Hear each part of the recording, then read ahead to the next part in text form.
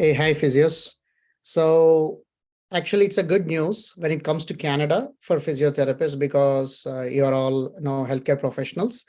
Canada is lacking too many healthcare professionals. Each and every province is lacking it. I'm not sure if you are updating yourself with the news in Canada.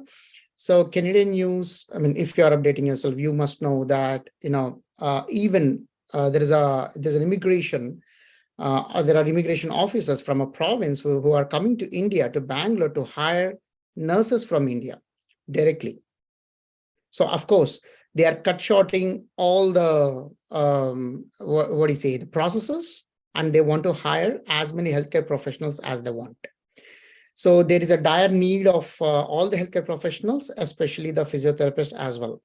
So that's the reason why most probably, all the job offers, all the LMIAs and all the work permits are going to be fast, and they are going to be, easier from before. So now coming back to our immigration things, just like, just one treatment would not fit all the issues in the body. So in the same manner, it's not the same process or the same visa that's going to satisfy your conditions. So there are a couple of things that you must know. So let me just go through them.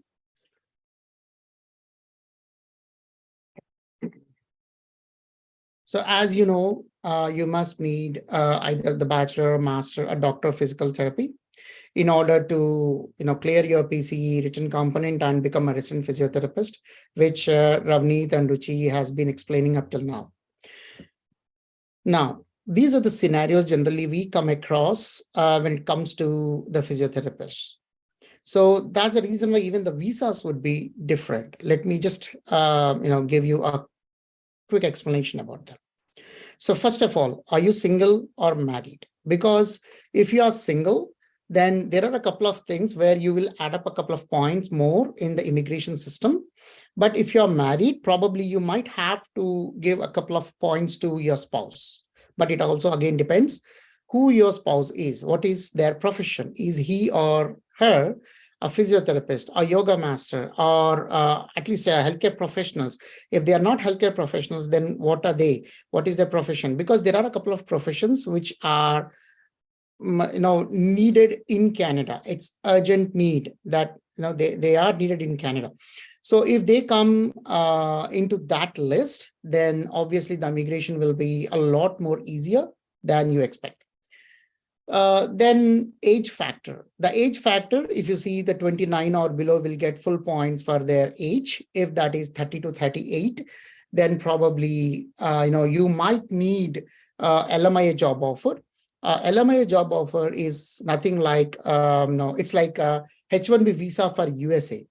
So when we say LMIA job offer, it means that the employer has to prove themselves that they didn't find a proper physiotherapist to work in their clinics. But since there is a dire need of physiotherapists in Canada, they truly need physiotherapists. So getting a LMIA job offer should not be a problem. So this after you get the LMIA job offer, that will add a couple of more points to your immigration system, and probably that can get you selected for PR processes if you are between 30 to 38. But if you are between 38 or above, or if you are between 38 and 42 or 38 plus, then you might have to go with the PNP, provincial nominee programs. You would have heard this word, provincial nominee programs, from different YouTube channels or different consultants in your own country. Right? So PNP is not a single program. Provincial nominee program is not a single program. There are about 78 PNPs, if I'm not wrong. So 78 provincial nominee programs present. So depending on your situation, depending on your file, depending on your profile, we'll have to decide under which immigration program should we be applying. So each province has 8 or more than 8 provincial nominee programs actually. So there are about 78, as I mentioned earlier. And if it's between 38 and 42, we must know to which provinces should we be applying, because not all the provinces might accept 42 or above. Okay. And there are a couple of provinces which might accept 42 or above. For example, In this year, we have done around 12 LMIAs for physiotherapists. So out of these 12, one of them was 43 years old. So we had to do it from Alberta. And even in Alberta, there are a couple of immigration programs, provincial nominee programs. And out of them, we had to select one. So depending on the profile, we select that provincial nominee program. Okay. So even if you are 42 plus, you need not worry. You can definitely try for Canada. But again, we must know to which immigration program are we applying, because not all the provinces might be interested in 42 plus candidates, right? So the third thing is affordability. So what is your affordability? Is that $10,000? I mean, whenever I say dollar, take it to be a Canadian dollar, not a US dollar. So is your affordability $10,000 or below, or is it above? Why am I asking this? Because if it is $10,000 or below, then you want to go with the clearing your exam from your home country itself. Let me tell you why. When we attempted these exams in 2014 and so on, we never had these chances of attempting the exam from our own home country. So we had to come to Canada on some or the other visa. For example, I directly came on PR visa. So I had to struggle here in order to clear my exam. And then after clearing the exam, I was able to work. But this is not the case now. Since the pandemic has begun, the scenario has changed totally. You can clear the exam. You can prepare for the exam, do the credentialing evaluation, prepare for the exam, clear the exam, everything from your home. So I would say it's much, much better to take the classes, clear the exam, and be in your comfort zone until you get a LMI job offer. Because LMI job offer, you're not going to get it in a single day or overnight. You have to wait for after you get the employer, a proper employer. Probably, it might take about 2.5 to 3 months to get the LMI job offer, LMI to be positive, probably 3 months or so. And after that, another 3 months or so to get your work permit done. So it's going to take time. It's not going to be that easy, but it is possible. For sure, it is possible. By God's grace, we never failed in getting a LMI job offer or getting a work permit to our clients, especially the physiotherapists. No one. Okay. Now, if you can spend more than $10,000 or above, then I would say, for example, if you have just finished your Bachelor of Physiotherapy, okay, if you're also looking to update yourself in different fields, like maybe occupational therapy, right? Maybe healthcare administration or something like that. Then what you can do is, if you're single, if you're below 29, just finish your BPT. And if you can afford $10,000 or more, then you probably want to go with some other visa, like a student visa, a study visa, right? So even with this study visa, study permit, what we call, you will have to come here and at least clear your exams. So what I'm suggesting to my clients is, let's say if you want to come here on study permit, okay, you want to update yourself, you want to equip yourself with the other tools, then take the classes, clear the exams before you come here, or you can clear the exam after you land here on study permit. Because from the day one, after you clear your exam and get your license under a college of physiotherapy in any province, wherever you live, where your college is, what you can do is you can start practicing as a resident physiotherapist from the day one. Now, you can ask me, no, why should I struggle so much? I'll tell you. Probably most of you might want to take a bank loan or a credit, and come here, pay the fee, and come here and start studying. Now, currently, if you're looking at the rules, you can work for more than 30 hours in a week. Now, if you are working as a physiotherapy assistant, now you probably might be earning about $16 to $18 an hour. But as a resident physiotherapist, there is a possibility to earn $35 to $40 an hour. So do you see the change? You're earning more than double of what a PTA is doing. And at the same time, you're also working as a resident physiotherapist from the day one. You understand me? So it's very important to take the classes and clear the exams. Doesn't matter whether you are landing here on study permit or whether you're landing here on directly work permit. So if you want to equip yourself, better to go with the study visa.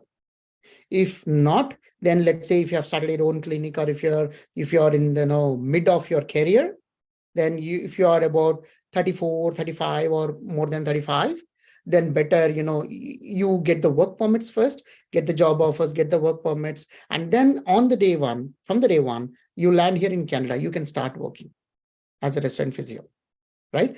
Of course, there are so many rules and regulations to be followed, and we'll be following each and everything. But at the same time, I just want to assure you that even if you are aged above 42, that should not be a problem at all. Okay. Now, look at the visas that we have. We have a PR visa, permanent resident visa. Sometimes the physiotherapist, basing on the profile, they might be, directly eligible for a PR visa. See, one more thing. Getting eligibility is different from getting selected for PR visa. Eligibility, almost all of us have this eligibility, but selection is completely a different criteria, which I don't want to discuss here because of the limit in the time. But what I want to say is getting selected is more important than getting the eligibility. Okay, so don't fall for the consultant who say you are eligible. Ask them if you are in the selection criteria. If you are in the selection criteria, then start applying for PR visa. For the immigration program that can lead to PR visa directly. Otherwise, if they say, we are not sure of your selection, but you can be eligible, then, that's not what you're looking for, believe me. Okay.